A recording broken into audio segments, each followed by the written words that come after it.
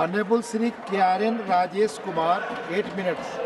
Karen Rajesh Kumar, Mr. Karen Rajesh Kumar, 8 minutes. 8 minutes. Sir, mic.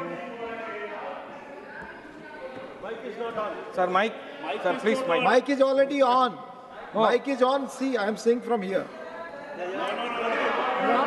Sorry.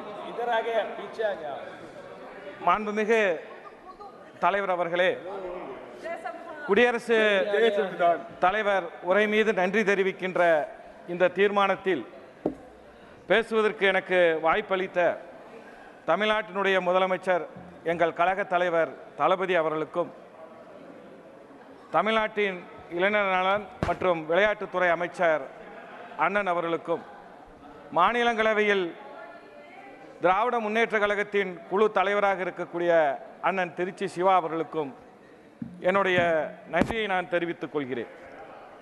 நேற்றும் இன்றும் இந்த அவையில் குடியரசுத் தலைவர் உரை மீது நன்றி தெரிவிக்கின்ற தீர்மானத்தில் பேசிய திராவிட முன்னேற்ற கழகத்தை சார்ந்த என்னுடைய சகா உறுப்பினர்கள் நடந்து முடிந்த நாடாளுமன்ற தேர்தலில் தமிழ்நாட்டில் மொத்தமுள்ள 40க்கு உள்ள தொகுதிகளில் இந்திய கூட்டணி சார்ந்த வேட்பாளர்கள் ஒரு வரலாற்று சாதனையாக வெற்றி பெற்றுள்ளதை இங்கே குறிப்பிட்டு பேசினார்கள்.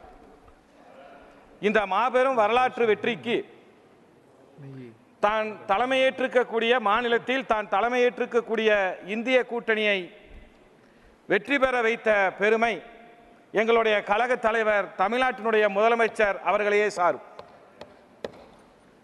மக்கள் 3 ஆண்டு கால திராவிட முன்னேற்ற கழக ஆட்சிக்கு வழங்கிய அங்கீகாரமாக இந்த வெற்றியை நாங்கள் கருதுகிறோம். கடந்த 3 ஆண்டு கால திராவிட முன்னேற்ற கழக ஆட்சியில் தமிழ்நாட்டில் ஏழை எளிய மக்கள், அடித்தட்ட மக்களுக்கு ஏராளமான திட்டங்களை வழங்கியது. மக்கள் இந்த மிகப்பெரிய ஆதரவு திராவிட முன்னேற்ற கழகத்திற்கு இன்றைய தினம் அளித்திருக்கிறார்கள். அதில் 2 திட்டங்களை இந்த அவைக்கு நான் எடுத்து கூறிட விரும்புகிறேன். ஏழை எளிய மாணவர்கள், கிராமப்புறத்தில் இருக்கிற மாணவர்கள் பசியோடு பள்ளிக்கு செல்லக்கூடாது என்கின்ற அந்த எண்ணத்தில் இந்தியாவே திருப்பி பார்க்கின்ற வகையில், மற்ற மாநிலங்களும் பின்பற்றக்கூடிய வகையில் அரசு பள்ளிகளிலே 5ஆம் வகுப்பு வரை படிக்கும் மாணவர்களுக்கு காலை உணவு திட்டத்தை அறிவித்து எங்களுடைய முதலமைச்சர் இன்றைய தினம் வெற்றிகரமாக அதை நடத்தி வருகிறார். அது மட்டுமில்லாமல் இன்னொரு திட்டம் நான் முதல்வன் திட்டம். இந்த திட்டம் இந்தியாவின் எதிர்காலம் என்று நாம் சொல்லக்கூடிய இளைஞர்களின் திறனை மேம்படுத்துவதற்காக மாநில அரசாங்கம் அளிக்கின்ற நிதி உதவி திட்டமாகும். குறிப்பாக நான் ஒன்றை இந்த அவைக்கு சொல்லிக்கொள்ள கடமைப்பட்டிருக்கிறேன். போட்டித் தேர்வுகளுக்கு தயார் செய்து கொள்ளக்கூடிய மாணவர்களுக்கு நான் முதல்வர் திட்டம் மூலமாக நிதி உதவி வழங்கப்படுகிறது.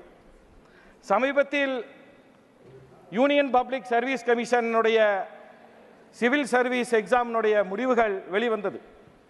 அதில் தமிழ்நாட்டை சார்ந்த 42 பேர் வெற்றி பெற்றிருக்கிறார்கள்.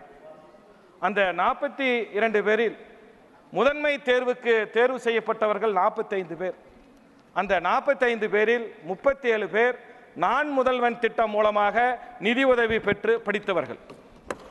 அதில் மாநிலத்தில் 2ஆம் இடம் வந்த வினோதினி என்ற மாணவி இந்து பத்திரிகைக்கு அளித்த பேட்டியில், எனக்கு பொருளாதார சுமை இல்லாமல் இந்த நான் முதல்வன் திட்டம் என்னை இந்த தேர்வுக்கு தயார்படுத்த உதவியது என்று பேட்டியளித்திருக்கிறார். மாண்புமிகு தலைவர் அவர்களே, இந்த அவைக்கு நன்றாக தெரியும், நீட் தேர்வை பொறுத்தவரை திராவிட முன்னேற்ற கழகம் அதை தொடக்க காலத்திலிருந்தே ஆதரிக்காமல் எதிர்த்து வருகிறது என்பது உங்களுக்கு அனைவருக்கும் நன்றாக தெரியும். நீட் தேர்வில் பாதிப்பால் தமிழ்நாட்டில் அனிதா தொடங்கி ஜெகதீஷ்குமார் வரை இதுவரை நாங்கள் 22 மாணவ மாணவிகள் தங்கள் இன்னுயிரை இந்த நீட் தேர்வால் தற்கொலை செய்து கொண்டிருக்கிறார்கள். இந்த நீட் தேர்வு விலக்கு என்பதுதான் எங்கள் இலக்கு என்று கூறி எங்களுடைய இளைஞர் நலன் மற்றும் விளையாட்டுத்துறை அமைச்சர் அண்ணன் உதயநிதி ஸ்டாலின் அவர்கள் கடந்த ஆண்டு அக்டோபர் மாதம் ஒரு மாபெரும் மக்கள் இயக்கத்தை தொடங்கினார். தமிழ்நாட்டில் நீட் தேர்வுக்கு எதிரான கையெழுத்து இயக்கத்தை தொடங்கினார். இந்த அவைக்கு இதை நன்றாக கவனிக்க வேண்டும். சென்ற ஆண்டு அக்டோபர் மாதம் 50 நாள் மட்டுமே இலக்கு நிர்ணயித்து இந்த மாபெரும் கையெழுத்து இயக்கத்தை தொடங்கினார். 50 நாளில் 50 லட்சம் கையெழுத்து பெற வேண்டும் நீட் தேர்வுக்கு எதிராக என்பதுதான் இந்த இயக்கத்தினுடைய குறிக்கோள். ஆனால் தமிழ்நாட்டில் இந்த மாபெரும் கையெழுத்து இயக்கத்திற்கு கிடைத்த ஆதரவு 50 நாளில் 1,10 லட்சம் பேர் இதற்கு நீட் தேர்வுக்கு எதிராக தங்களுடைய கையெழுத்தை இட்டிருக்கிறார்கள்.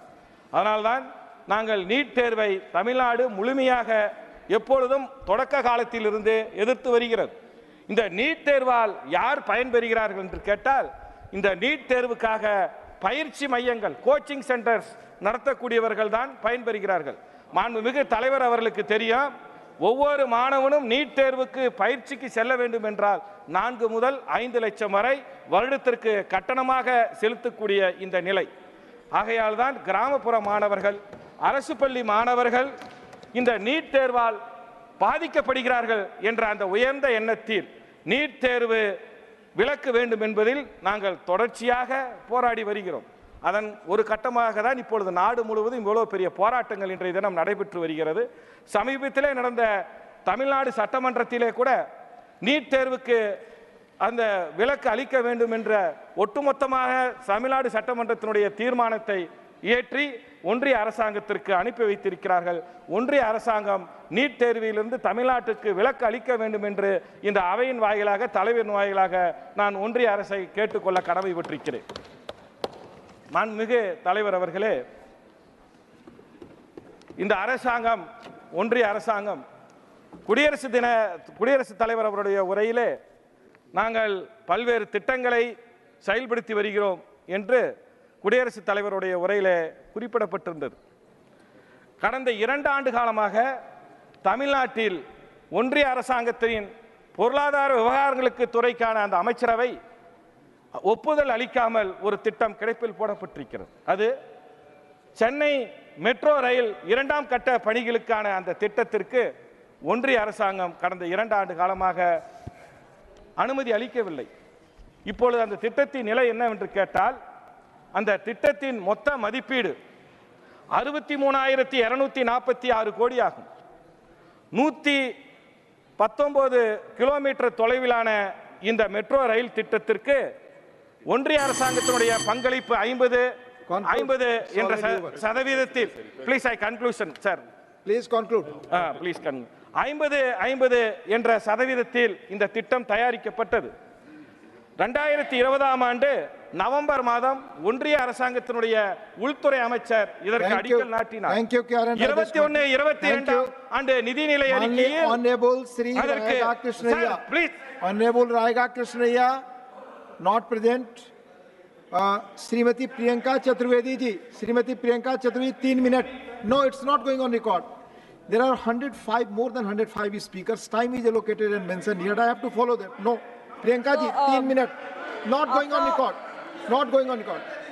Priyanka ji, आप बोलिए। सबसे पहले तो मैं आपका आभार व्यक्त करना चाहूंगी कि आपने मुझे बोलने का मौका